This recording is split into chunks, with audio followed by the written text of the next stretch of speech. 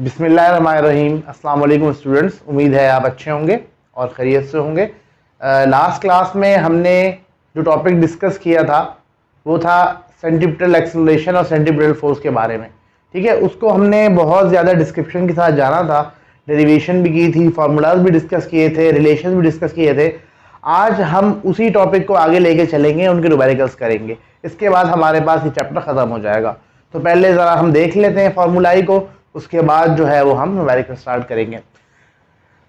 हमारे पास centripetal acceleration के लिए एक फार्मूला तो बहुत कॉमन है, मैट्रिक्स यूज करते हुए आ रहे हैं, वी स्क्वायर और आर, वो हमारे पास है। इसके अलावा हमने एक नया फार्मूला देखा था जो कि टाइम पीरियड की टर्म में, जो कि हमने ड्राइव किया था कल। ठीक है, तो ये फार्मूला अगर हमारे पास टाइम पीरियड गिवन हो बजाय ये के वेलोसिटी के और रेडियस गिवन हो, तो हम ये फार्मूला सेंट्रीपिटल एक्सेलरेशन का यूज कर सकते हैं। और पुराना फार्मूला तो अपनी जगह पे मौजूद है, वी स्क्वायर और आर। ठीक है, इसी फार्मूले से हमने पीछे वाला फार्मूला ड्राइव किया है, टाइम पीरियड वाला। सेंट्रीपिटल फोर्स आपको निकालनी हो, सबसे आसान तरीका Newton second law of motion लगा दें। एफ इक्वल्स टू ma होता है, SCP MAC के बराबर हो जाएगा। यहाँ पर AC को आप 4π² R/T² भी पुट कर सकते हैं और V²/R भी पुट कर सकते हैं। ये वाला पुट करूंगा तो थोड़ा बड़ा हो जाएगा। ठीक है, तो अगर कभी सेंट्रीपिटल एक्सेलरेशन निकालने को आए तो ये फार्मूला यूज करना हो, ये यूज कर ले, फिर सेंट्रीपिटल फोर्स निकालनी फिर इसको यूज कर लें।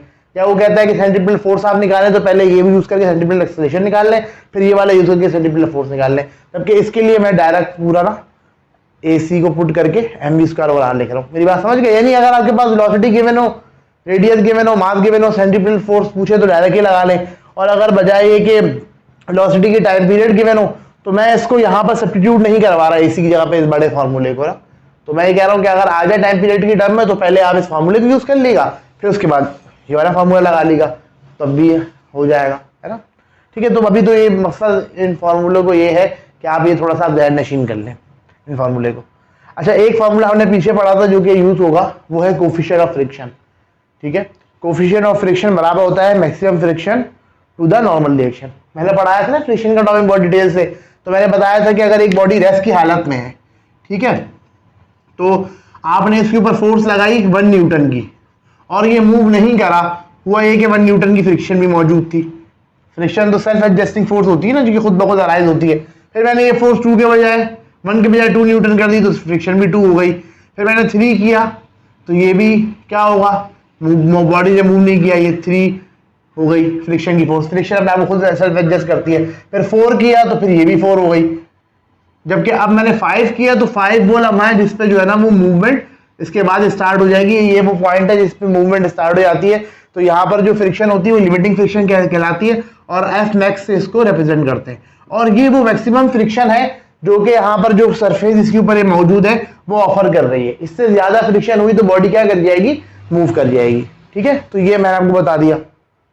ठीक है, तो ये मैक्सिमम फ्रिक्शन 5 न्यूटन है। तो मैक्सिमम फ्रिक्शन क्या होती है, वो वैल्यू फ्रिक्शन की जो मैक्सिमम हो जिसके बाद बॉडी मूव करना स्टार्ट कर दे।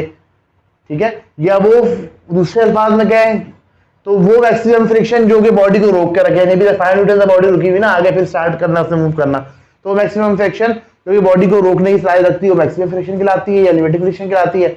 या वो फ्रिक्शन जिससे बॉडी जस्ट स्टार्ट करे मूवमेंट। यानी अगर आप आगे के पस मंजर से देखेंगे जिस पे बॉडी स्टार्ट करे मूवमेंट और पीछे के पस मंजर से देखेंगे तो ये आपको नजर आएगा जिस पे मैक्सिमम बॉडी रुकी हुई है।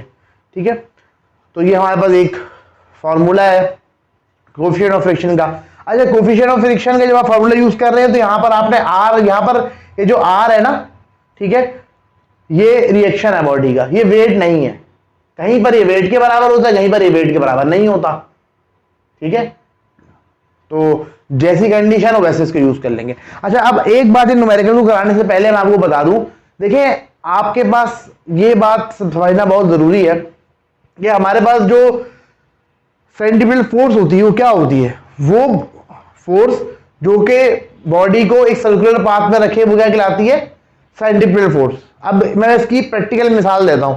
अगर हमारे पास एक गाड़ी है, ठीक है, वो एक सर्कुलर रिंग रोड पे मूव कर रही है। ठीक है, अब जब ये गाड़ी सर्कुलर रिंग रोड पे मूव करेगी, सर्कुलर पाथ पे मूव करेगी, तो सर्कुलर पाथ पे मूव करने के लिए उसको क्या चाहिए होगी, सेंट्रीपिटल फोर्स चाहिए होगी। और वो सेंट्रीपिटल फोर्स कौन प्रोवाइड करेगा उस वक्त, friction between the tyre and the road provide करेगा सेंट्रीपिटल फोर्स। यानी यहाँ पर जब आपके पास एक ये ब्रिज है, मिसाल के तौर पे एक ऐसी एक शेप बना रहा हूँ, ठीक है, सर्कुलर शेप का, इस पे गाड़ी जो है ना वो मूव कर रही है, ठीक है, ये गाड़ी है, ये मूव कर रही है, ठीक है। अब जब ये गाड़ी मूव कर रही है तो ये एक सर्कुलर पाथ में मूव कर रही है, और जब भी सर्कुलर पाथ में मूव कर रही हो तो कोई ना कोई फोर्स ऐसी चाहिए होती है जो कि इसको इस सर्कुलर पाथ में रखे, ठीक है। तो सेंट्रीपिटल फोर्स ऐसी बात यहाँ पर मौजूद होगी, और सेंट्रीपिटल फोर्स कौन प्रोवाइड कर रहा होगा? फोर्स ऑफ फ्रिक्शन प्रोवाइड कर रही होगी। यानी जो फ्रिक्शन होगी टायर के और रोड के दरमियान, वो फोर्स यहाँ पर सेंट्रीपिटल फोर्स प्रोवाइड कर रही होगी। यानी यहाँ पर सेंट्रीपिटल फोर्स का जो सोर्स होगा वो क्या है? फ्रिक्शन है।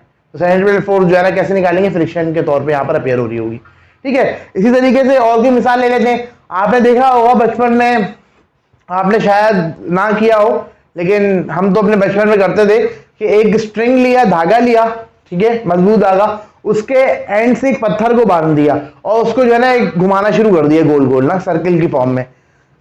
सही है। अगर आपने नहीं भी किया तो आज आप ये अपने करीब है नहीं ऐसा, लेकिन ऐसी एक अपने ख्यालात में जो है ना ये तस्वुर करें, एक पत्थर है, उसको मैंने एक धागे से बांधा और घुमाना शुरू कर दिया एक सर्किल में। अब जब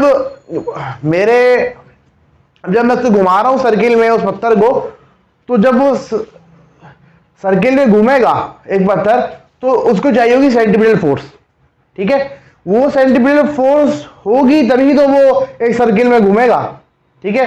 तो वो सेंट्रीपिटल फोर्स इस केस में कौन प्रोवाइड कर रहा है? देखिए, जब मैं खींचूंगा और खींच के, आपने देखा होगा वो जो पत्थर को जो हम बांध के सर्किल में घुमाते हैं तो वो अपने हाथ से फोर्स अप्लाई कर रहे होते हैं, और वो एट द एंड स्ट्रिंग में जा रही होती है, टेंशन स्ट्रिंग की फॉर्म में। तो टेंशन जो स्ट्रिंग में मौजूद होती है, जो खिंचाव स्ट्रिंग में मौजूद होता है, वो हमारे पास क्या प्रोवाइड कर रहा होता है? सेंट्रीपिटल फोर्स प्रोवाइड कर रहा होता है उस पत्थर को उस सर्कुलर पाथ में रहने के लिए, ठीक है। तो आपको यहां से एक बात यहां समझ में आई कि देखिए सेंट्रीपिटल फोर्स जो है ना कोई किसी खास चीज का नाम नहीं है, यानी कोई खास फोर्स नहीं है जिसको हम सेंट्रीपिटल फोर्स का नाम दे रहे हैं। सेंट्रीपिटल फोर्स तो सिंपल एक हमने ये कह दिया कि सेंट्रीपिटल फोर्स वो फोर्स होती है जो कि बॉडी को सर्कुलर पाथ में रखने के लिए चाहिए हो। अब उसका सोर्स कोई भी हो सकता है, centripetal force by force of gravity provide हो रही हो, कहीं पर बाय इलेक्ट्रोस्टैटिक फोर्स प्रोवाइड हो रही हो, कहीं पर जो है वो बाय टेंशन प्रोवाइड हो रही हो, कहीं बाय फ्रिक्शन प्रोवाइड हो रही हो, तो किसी भी सूरत से प्रोवाइड हो सकती है, ठीक है। हमारा जो केस होगा उसमें हम देख लेंगे कि हमारे पास सेंट्रीपिटल फोर्स किस तरीके से आ रही है। तो let's start our first numerical. हमारे न्यूमेरिकल में कह रहे हैं कि a car is travelling on a flat circular track of radius 200 metre at 30 metre पर second and has a centripetal acceleration 4.5 metre पर सेकेंड स्क्वायर। तो बहुत आसान सी बात कर रहे हैं, ये कह रहे हैं कि गाड़ी जो है वो एक फ्लैट सर्कुलर ट्रैक पे मूव कर रही है, एक फ्लैट सर्कुलर ट्रैक है, उस पे गाड़ी मूव कर रही है, उसका रेडियस जो है वो है 200 मीटर और वेलोसिटी जो है वो आपके पास गाड़ी की जो है वो 30 मीटर पर सेकंड है, और सेंट्रीपिटल एक्सेलरेशन जो है वो 4.5 मीटर पर सेकंड स्क्वायर है। तो बहुत अच्छी बात है, यार तो सब चीजें प्रोवाइड ही कर दी इसने। पूछते क्या है ये, कह रहे हैं if the mass of the car is 1000 kg what frictional force is requested to provide the acceleration. अगर हमारे पास गाड़ी का मास 1000 kg है तो क्या फ्रिक्शनल फोर्स होगी जो कि ये एक्सेलरेशन प्रोवाइड कर रही है, ठीक है। तो जब गाड़ी एक फ्लैट सर्कुलर ट्रैक पे मूव करेगी तो वो एक सर्किल में होगी, और जब सर्किल में होगी तो उसको चाहिए होगी सेंट्रीपिटल फोर्स। वो सेंट्रीपिटल फोर्स कौन प्रोवाइड करेगा? फोर्स ऑफ फ्रिक्शन प्रोवाइड करेगी। वही पूछ रहे हैं कि अगर गाड़ी का मास 1000 kg है तो क्या फ्रिक्शनल फोर्स होगी जो कि एक्सेलरेशन प्रोवाइड कर रही है 4.5 मीटर पर सेकंड स्क्वायर। तो सिंपल ये है कि ये आपसे फ्रिक्शन पूछ रहे हैं और फ्रिक्शन बराबर होगी सेंट्रीपिटल फोर्स के। सेंट्रीपिटल फोर्स होता है mv स्क्वायर बराबर, वो तो निकल ही आएगा, या mac के बराबर होता है। मास गिवन है और सेंट्रीपिटल एक्सेलरेशन गिवन है, उससे आप निकाल लेंगे। ये तो पार्ट है आसान। अब अगला पार्ट देखते हैं क्या कह रहे हैं। If the coefficient of static friction is 0.8, अगर कोफिशिएंट ऑफ स्टैटिक फ्रिक्शन 0.8 है, what is the maximum speed at which car can circle the track. अगर हमारे पास कोफिशिएंट ऑफ फ्रिक्शन 0.8 है तो क्या मैक्सिमम स्पीड होगी जिसपे गाड़ी मूव कर सकती है। ये बिल्कुल अलग पार्ट है। पहले पार्ट में तो आपको जो है ना वो रेडियस भी गिवन है, वेलोसिटी भी गिवन है, सेंट्रीपिटल एक्सेलरेशन भी गिवन है। आपसे फ्रिक्शन पूछ रहे हैं, वो सेंट्रीपिटल फोर्स के बराबर होगी, आप उसको निकाल देंगे, दैट सिंपल, वो निकल गई। अब इस सवाल को थोड़ा उन्होंने चेंज किया है। वो ये कह रहे हैं कि अगर मैं मैक्सिमम स्पीड के साथ मूव करना चाहता हूं सर्किल में और कोफिशिएंट ऑफ फ्रिक्शन 0.8 है तो क्या मैक्सिमम स्पीड होगी। क्या मैक्सिमम स्पीड पे हम गाड़ी चला सकते हैं। देखिए ये वाज़ेह मैं आपको कर दूं, देखिए अगर फॉर एग्जांपल अगर आप एक सर्कुलर ट्रैक पे मूव कर रहे हैं तो फ्रिक्शन की भी एक वैल्यू है ना मैक्सिमम, जिस तरह मैंने यहां बताया था कि 5 न्यूटन मैक्सिमम है जो कि ऑफर हो सकता है जब आप एक सर्किल में मूव कर रहे हैं एक गाड़ी को लेकर, तो एक मैक्सिमम फोर्स होगी जिसपे आप जो है ना उस पे मूव कर सकते हैं। उससे ज्यादा वेलोसिटी पे आप जाएंगे तो आप वो सर्कुलर पाथ मेंटेन नहीं कर पाएंगे और आपको सर्कुलर पाथ छोड़ना पड़ेगा, ऑटोमेटिकली गाड़ी जो है ना सर्कुलर पाथ छोड़ जाएगी। इसलिए हम कहते हैं स्लिप हो गई गाड़ी, या जो है ना गाड़ी ने बहुत स्पीड थी उसने ट्रैक छोड़ दिया, और इस तरह से कहते हैं ना, तो ये वाली चीज हो जाएगी। ठीक है, तो हम स्टार्ट करते हैं। अब हमारा रिक्वायर्ड क्या है, फ्रिक्शन रिक्वायर्ड है और मैक्सिमम वेलोसिटी रिक्वायर्ड है।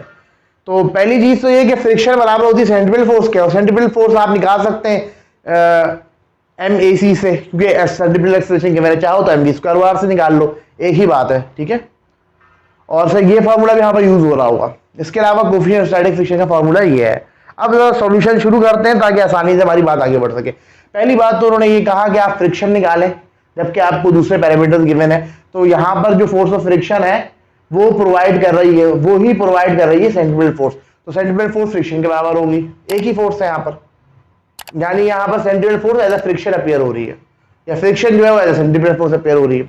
तो यहाँ पर आपने MAC लिख लिया सेंट्रिपेटल फोर्स की जगह, यहाँ फ्रिक्शन की वैल्यू आ गई। तो ये वो फ्रिक्शन फोर्स है जिसके ऊपर जो है वो 4.5 मीटर पर सेकंड स्क्वायर सेंट्रिपेटल एक्सेलरेशन थी। तो ये तो बहुत सिंपल न्यूमेरिकल था, ये तो हो गया। अब अगला न्यूमेरिकल है जरा कमाल का, वो देखिएगा।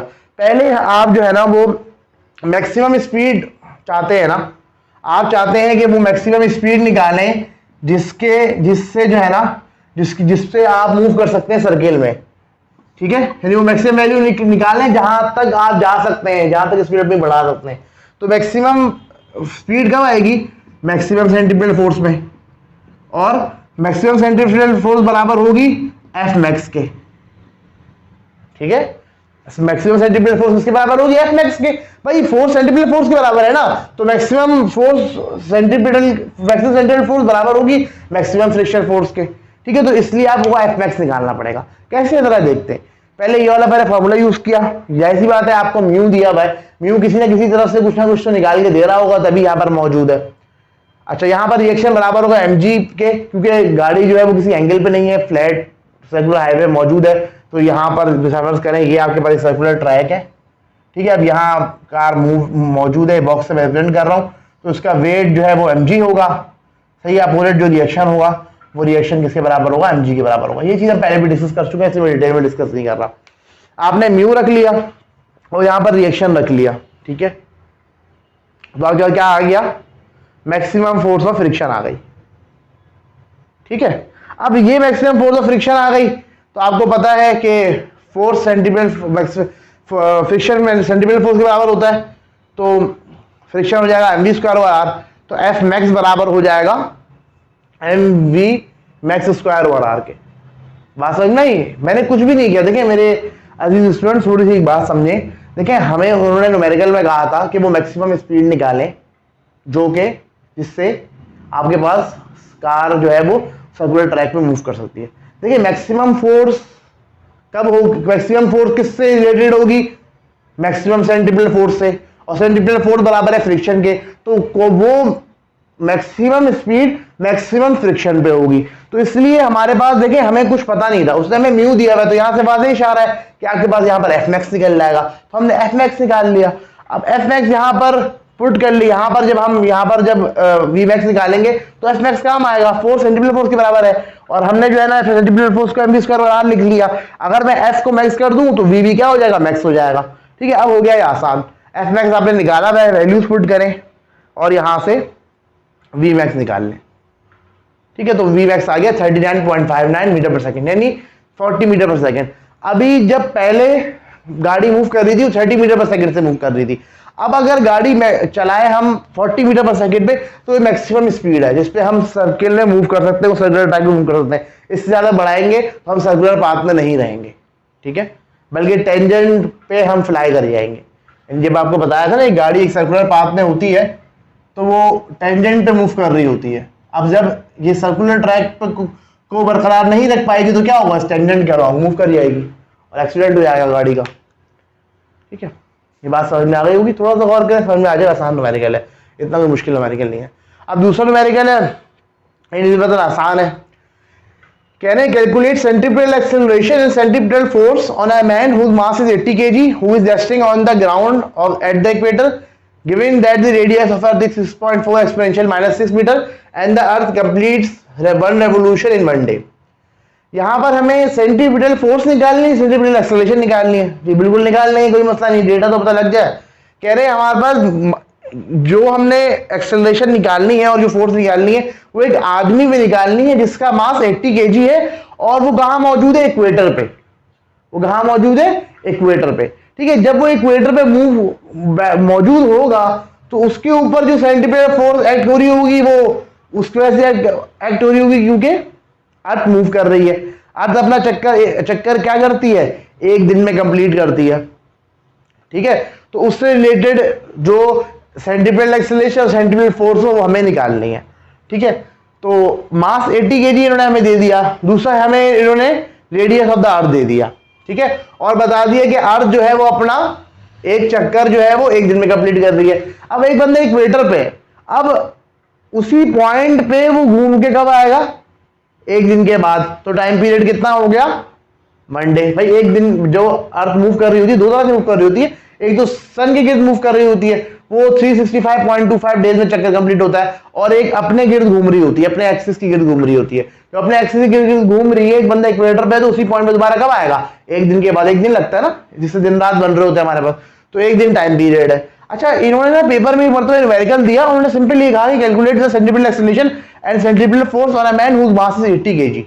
यहां पर उन्होंने न्यूमेरिकल खत्म कर दिया, तो स्टूडेंट बहुत घबराए कि यहाँ पर तो कुछ दिया हुआ नहीं, हालांकि यहाँ पर नहीं दिया हुआ, तो आपको खुद पता होना चाहिए कि अगर उन्होंने इक्वेटर की बात की आपसे, ठीक है, यहां तक दिया 80 kg resting on the ground eight the equator.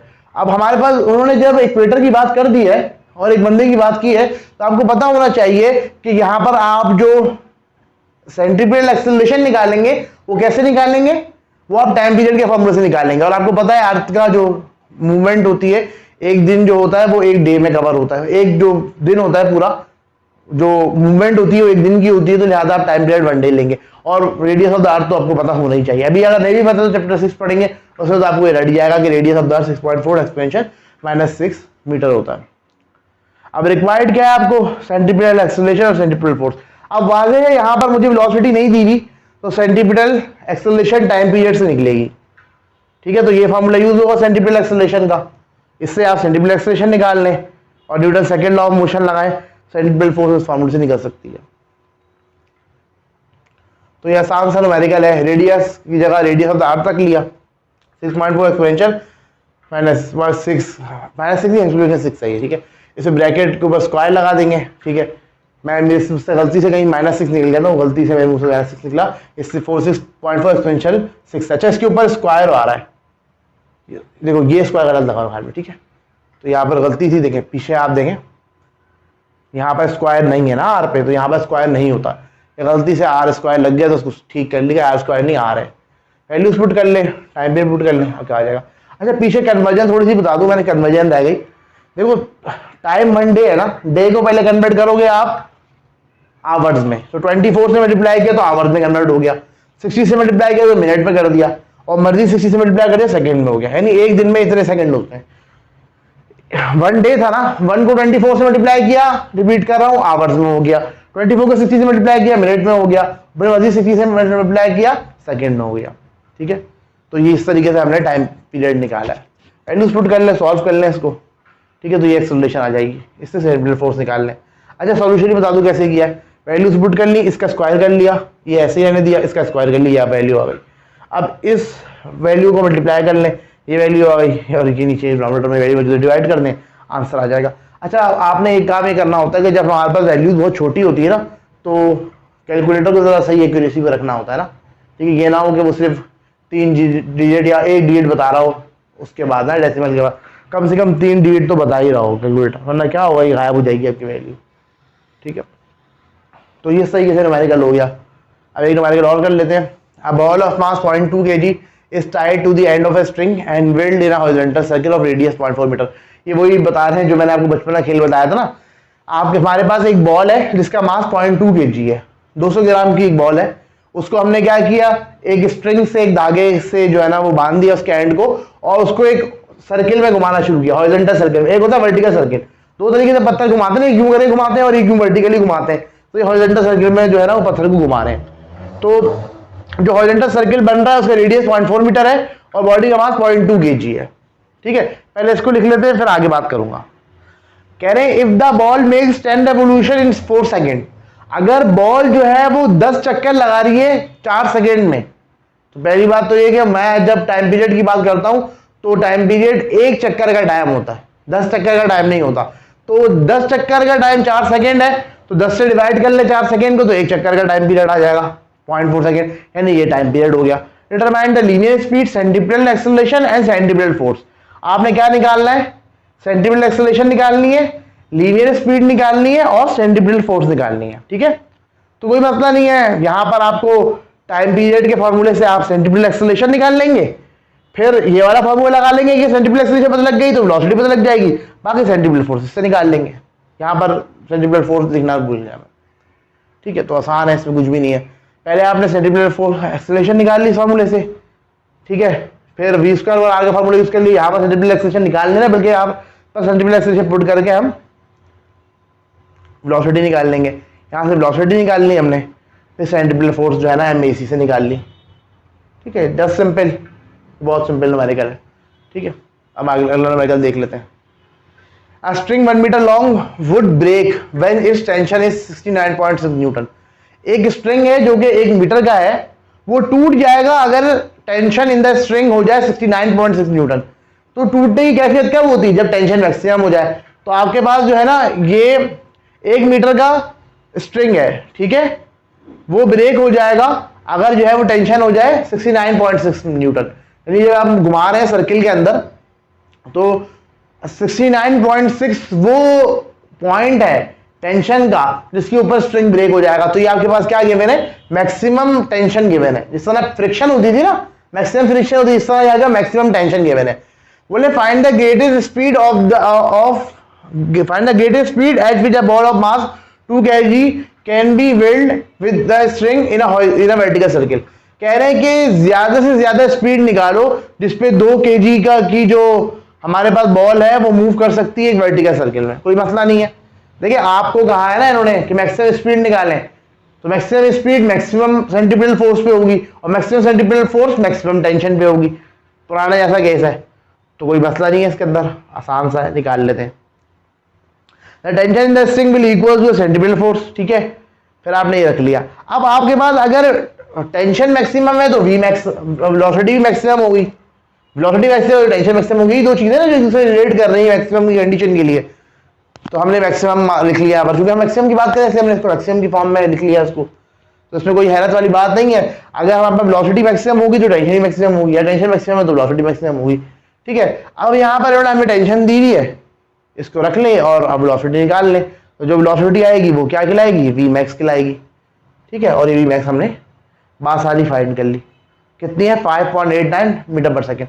अब ये वो पॉइंट है, गौर से सुनिएगा, इसकी फिजिकल इंटरप्रिटेशन सुने।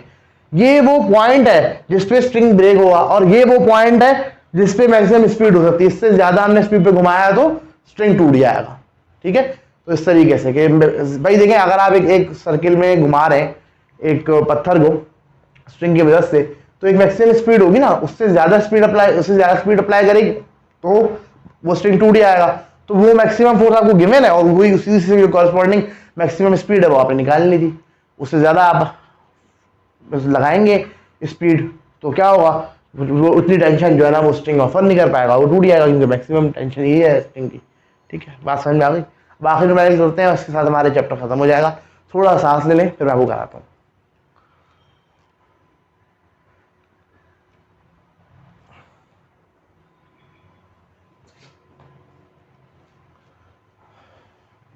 चले इस न्यूमेरिकल को पढ़ें।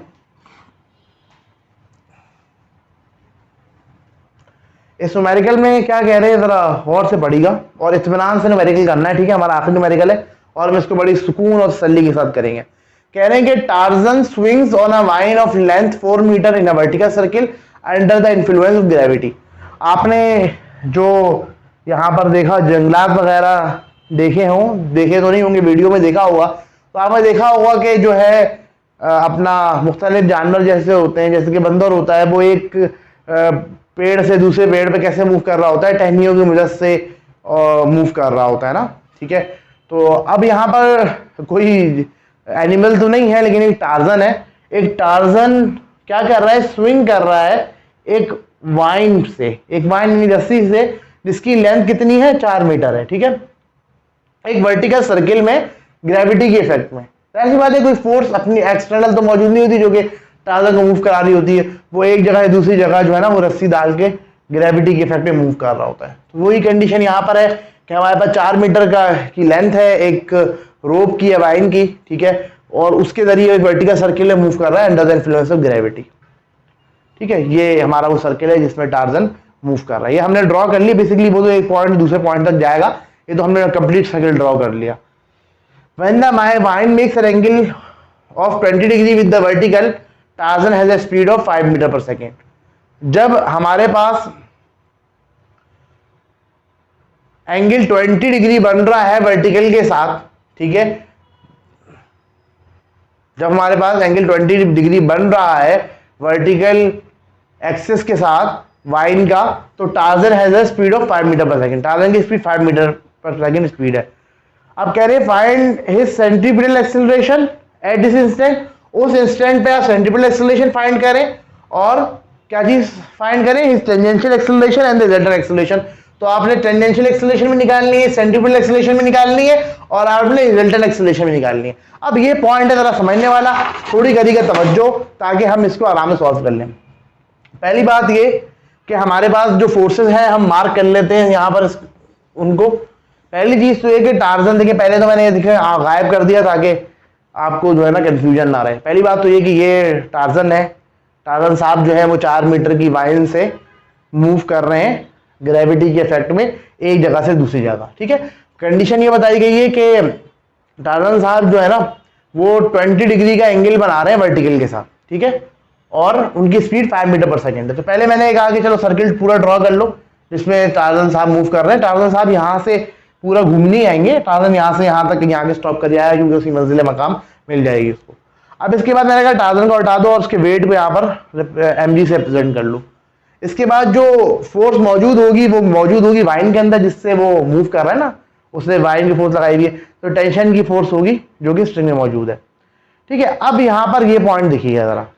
अब उन्होंने हमें कहा है कि एंगल जो है ना वर्टिकल से बन रहा है वाइन का, तो ये हो तो आप बना भी ले पेपर में, थीटा जो कि 20 डिग्री के बराबर है, ठीक है। ये भी वर्टिकल है और ये भी क्या है, वर्टिकल है, ये भी वर्टिकल ही है ना, ये जो हमने वेट बनाया हुआ है ये भी वर्टिकल है, ठीक है।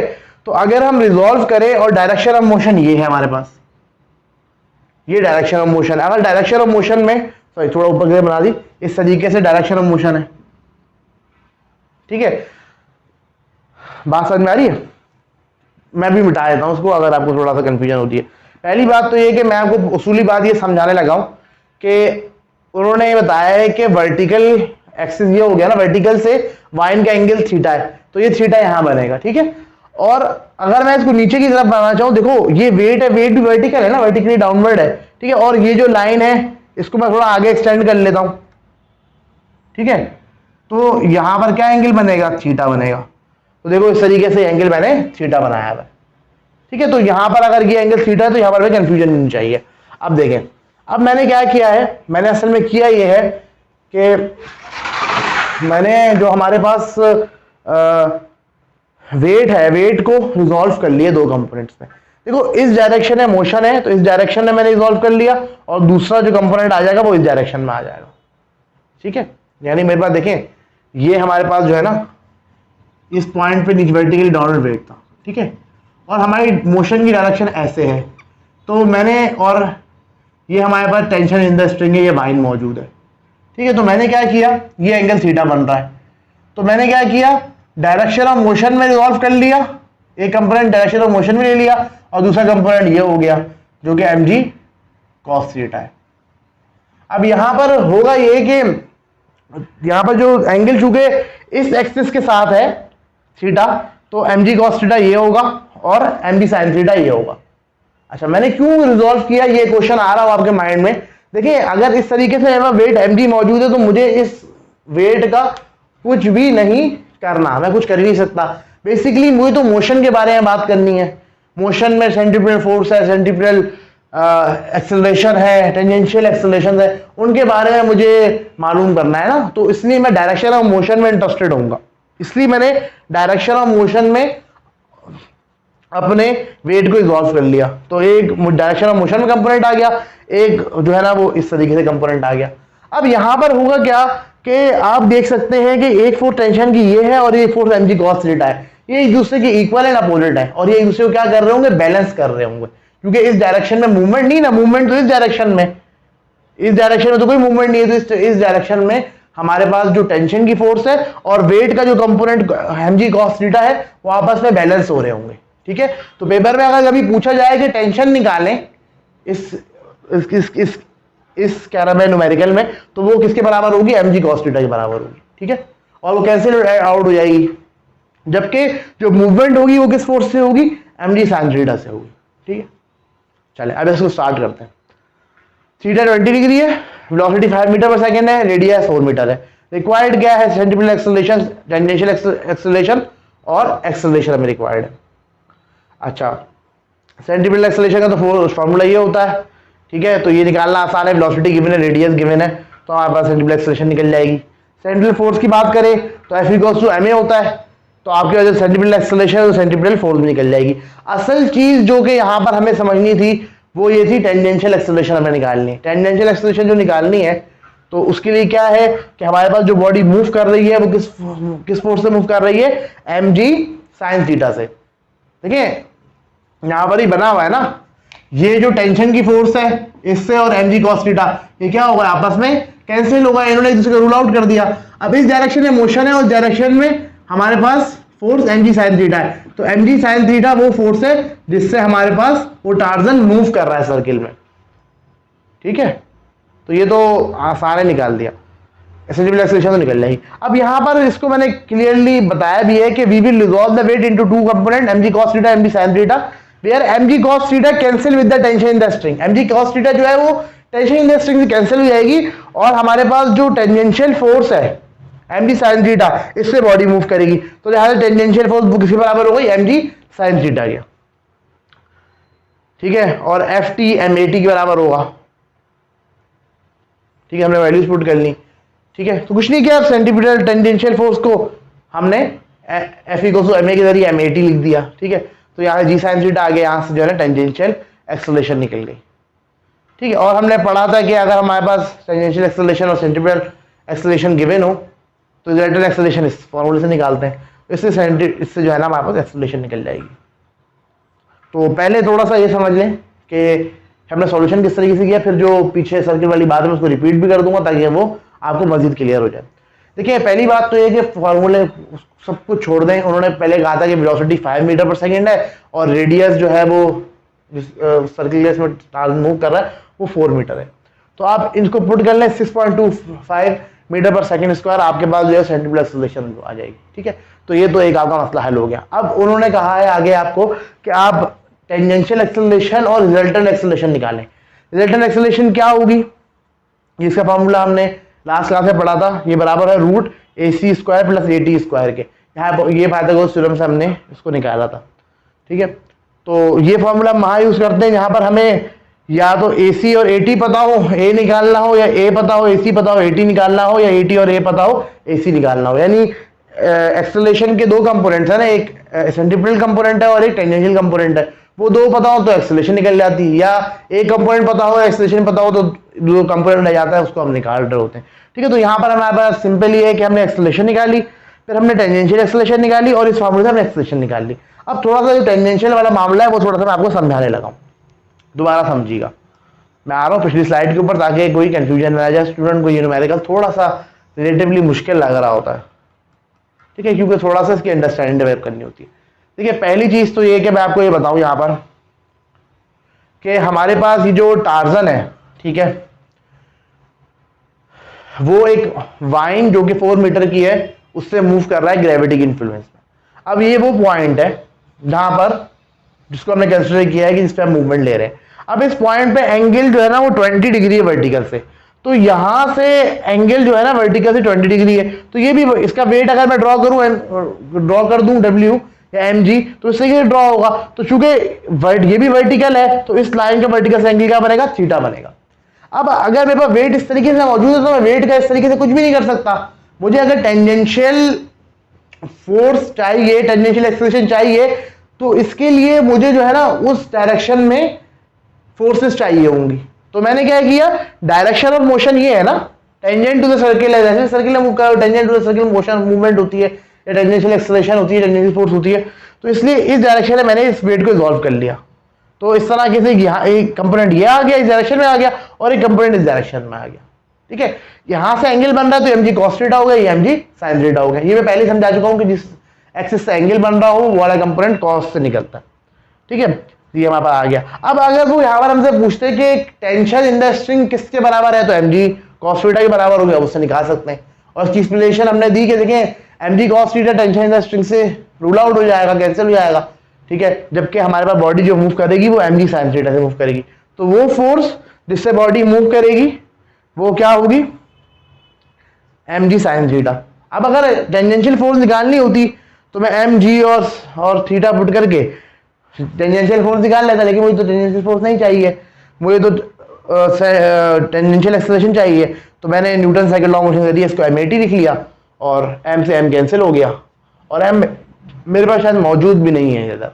ठीक है, तो इधर मैं निकाल भी नहीं सकता mg sin थीटा। बाहर सॉल्व कर लिया तो इस तरीके से हमारा एक्सेलरेशन आ गई। तो आज अल्हम्दुलिल्लाह हमने बाकायदा तौर पे chapter number 4 motion in 2 dimension को पढ़ लिया। ठीक है, तो हमारा ये चैप्टर यहाँ ख़त्म होता है, और मैं ये समझता हूँ अब आप में एक स्पीड पैदा हो जानी चाहिए लर्निंग की ना। आप देख रहे होंगे कि जैसे जैसे दिन ब दिन हमारी क्लास आगे बढ़ रही हैं, तो थोड़ा सा मैं फास्ट मूव कर रहा हूँ या लेक्स एक्सप्लेनेशन के साथ मूव कर रहा हूँ। वजह ये है कि ताकि अगर आपने पीछे चीज़ें ग्रिप की होंगी ना तो आप इसको लेके चल पाएंगे, वरना ये कि रिपीटिशन ही होती रहेगी, एक ही चीज़ें बार बार समझाता रहा हूँ। मैं जिन चीज़ों को समझाना था मैं शुरू में एक ही बार प्रॉपर तरीके से समझा देता हूँ। मैं ये कंसिडर करता हूँ कि स्टूडेंट जो है ना ऐसे तरीके से आगे चल रहा होगा मेरे साथ। ठीक है, तो मैं वही चीज़ें जो रिपीट होने वाली होती हैं या पीछे हमने डिस्कस कर ली होती हैं इस तरीके से कि बहुत डिटेल में हम उसके गए होते हैं, तो मैं वही डिटेल दोबारा बयान नहीं करता, वरना ये होता है कि वीडियो लंबी हो जाती हैं और फिर स्टूडेंट का इंटरेस्ट खत्म हो जाता है कि भाई जो है ना ये रेलिवेंट वीडियो नहीं रहती फिर वो, इसलिए जो है ना मैं कम कर रहा हूँ। उसके अलावा एक और चीज़, उसके अलावा ये जो वजह है आपको थोड़ा तेज़ लेके चलने की या कम डिटेल आपको देने की, वो ये है कि भाई कुछ आपके एंड से भी तो सामने आए, कुछ आप भी तो अपनी एफर्ट पुट आउट करें। हर चीज़ मैं जो है ना स्पून के थ्रू आपको ना दूँ, वरना तो आपको फिर ये कि लर्निंग आपके लिए बहुत मुश्किल हो जाएगी ना। फिर हर चीज़ आपको अगर जो है ना मौके बैठ के समझाते रहे तो इससे आपका माइंड वर्कआउट नहीं करेगा। ठीक है ना, जब मसल्स स्ट्रॉन्ग कैसे होते हैं, जब वो वर्कआउट करते हैं तो आपको भी तो शार्प करना है, इसलिए मैं चीज़ों को बहुत एक लाइट वे में समझा के निकल जाता हूँ। और अगर ऐसा हो तो कहीं पर आप उस वीडियो को पॉज करके दोबारा से सुन लिया गया तो आपको बात समझ में आ जाएगी। इसलिए आपसे थोड़ा सा एफर्ट करानी होती है मुझे, थोड़ा सा आप भी वर्कआउट करें, आपने दिमाग पर जोर डालें। फिर से होता है कि इंसान जब खुद बैठ के समझ रहा होता है तो उससे उसकी जो चीज़ें होती हैं उसको बेहतर समझ में आती हैं, वो असल कॉन्सेप्ट को ग्रैब कर पाता है। तो ये असल वजह है आपको इस तरीके से लेके चलने की। अगर आपको कोई मुश्किल हो रही है तो आप मुझसे रुजू कर सकते हैं, कमेंट सेक्शन में आप लिख दें तो कोई ना कोई हल बना के मैं आपको चीज़ें आपकी एड्रेस कर दूंगा। अच्छा, एक चीज़ यहाँ पर और नोट करिएगा कि अब हमारे पास चैप्टर नंबर 4 खत्म हुआ है, तो 2 और 5 भी मुझे पढ़ाना है, वो मैं पढ़ाऊंगा। लेकिन एक काम करते हैं, पहले चैप्टर 6 और 7 कवर कर लेते हैं, फिर हम 2 और 5 कवर कर लेंगे। ठीक है, तो इससे ये होगा कि एग्जाम का जो कंटेंट है वो भी हमारा अच्छा खासा हो जाएगा, क्योंकि 6 और 7 चैप्टर छोटे चैप्टर हैं और यहाँ से क्वेश्चन ज़्यादा आते हैं। तो आप अच्छे से पढ़ें, इस चैनल को दूसरों को रिकमेंड करें और सब्सक्राइब करना इसको ना भूलें। बहुत शुक्रिया, अल्लाह हाफ़िज़।